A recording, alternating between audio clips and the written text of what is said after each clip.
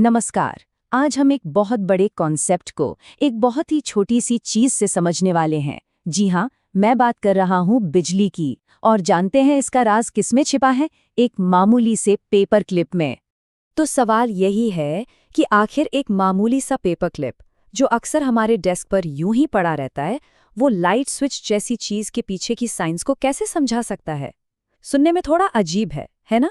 चलिए पता लगाते हैं। तो सबसे पहले हमें एक प्रॉब्लम को समझना होगा। सोचिए, हमारे पास बिजली तो है, लेकिन उस पर कोई कंट्रोल नहीं है।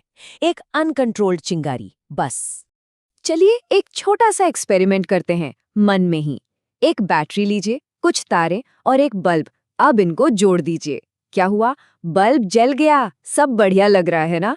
पर असली प्रॉब्लम तो यहीं से शुरू होती है। समस्या ये है कि ये बल्ब कभी बंद ही नहीं होता, वो बस जलता ही रहता है लगातार।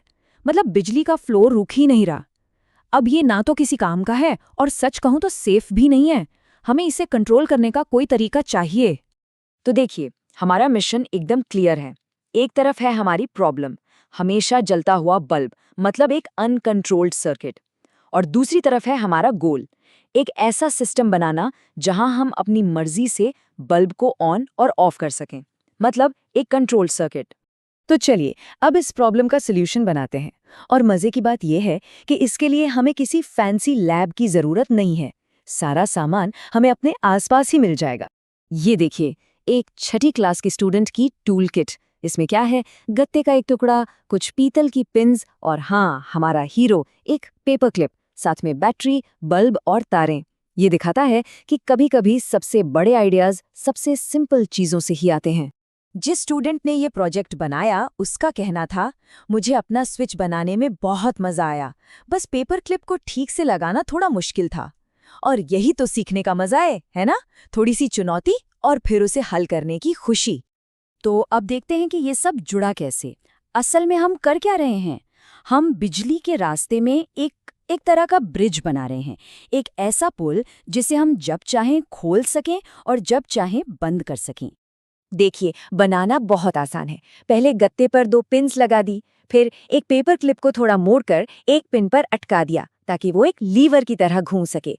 अब इन दोनों पिन्स को बैटरी और बल्ब वाले सर्किट से जोड़ दिया और बस हमारा अपना बनाया हुआ स्विच तैयार है। तो अब हमारा पेपर क्लिप सिर्फ एक पेपर क्लिप नहीं रहा, वो बन गया है एक गेट कीपर, एक ड्रॉब्रिज जो बिजली के बहाव को कंट्रोल करेगा। और अब आता है वो पल जिसका हम इंतजार कर रहे थे, वो मोमेंट ऑफ ट्रूथ, जहां हमें पता चलेगा कि ये काम कैसे करता है। सब कुछ सेट है, पर सबसे बड़ा सवाल तो अभी बाकी है। क्या ये सच में काम करेगा? और जवाब है बिल्कुल। जब पेपर क्लिप ऊपर उठा होता है तो दोनों पिन्स के बीच का कनेक्शन टूट जाता है, रास्ता अधूरा है। इसे कहते हैं ओपन सर्किट। और बल्ब बंद है। लेकिन जैसे ही हम पेपर क्लिप को नीचे दबाकर दूसरी पिन से टच करते हैं, वो ब्रिज पूरा हो जाता है, रास्ता बन गया। इसे कहते हैं क्लोज्ड सर्किट और बल्ब जल उठता है। कमाल है ना? और यही है वो बड़ा आइडिया। जैसा कि स्टूडेंट ने खुद ऑब्जर्व किया, बिजली सिर्फ एक बंद सर्किट में ही बहती थी। ये इलेक्ट्रिसिटी का गोल्डन रूल है। उसे बहने के लिए हमेशा एक पूरा बिना टूटा हुआ रास्ता चाहिए। तो देखा, एक छोटे से पेपर क्लिप ने हमारी सबसे बड़ी प्रॉब्लम सॉल्व कर दी। अब बिजली का फ्लो हमारे कंट्रोल में है और ये सेफ भी है।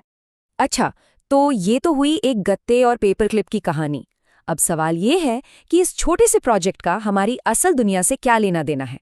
चलिए देखते हैं। आप अपने घर की लाइट का स्विच देख लीजिए, टीवी के रिमोट का पावर बटन या फिर पंखे का नॉब। ये सब क्या करते हैं? ये सब अंदर ही अंदर एक सर्किट को या तो पूरा करते हैं या तोड़ देते हैं, बिल्कुल उसी पेपर क्लिप की तरह। इसका मतलब ये हुआ कि हम दिन में जितनी बार कोई बटन दबाते हैं या कोई स्विच ऑन ऑफ करते हैं, हम असल में उसी सिंपल से पेपर क्लिप का एक ज़्यादा एडवांस्ड वर्जन इस्तेमाल कर रहे होते हैं। और देखिए, इस तरह के प्रोजेक्ट से सिर्फ साइंस के नियम ही नहीं सीखते, इससे बहुत कुछ और भी सीखने को मिलता है। जैसे कि क्रिएटिविटी, प्रॉब्लम को कैसे सॉल्व करना है, लॉजिक कैसे लगाना है और चीज़ों को ध्यान से ऑब्जर्व करना। और स्टूडेंट का जो फाइनल टेक अवे था वो बहुत ही गहरा है। उसने कहा, मैंने सीखा कि बिजली को सेफ और यूजफुल बनाने के लिए कंट्रोल बहुत ज़रूरी है। ये कितनी बड़ी बात है ना?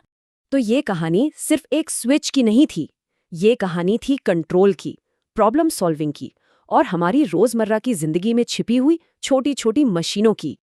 और सबसे जरूरी बात जो हमें यहाँ सीखने को मिलती है वो ये है कि कभी-कभी एक बहुत बड़े कॉम्प्लेक्स आइडिया को समझने का सबसे अच्छा तरीका एक छोटा सा सिंपल सा हाथों से बनाया हुआ मॉडल होता है।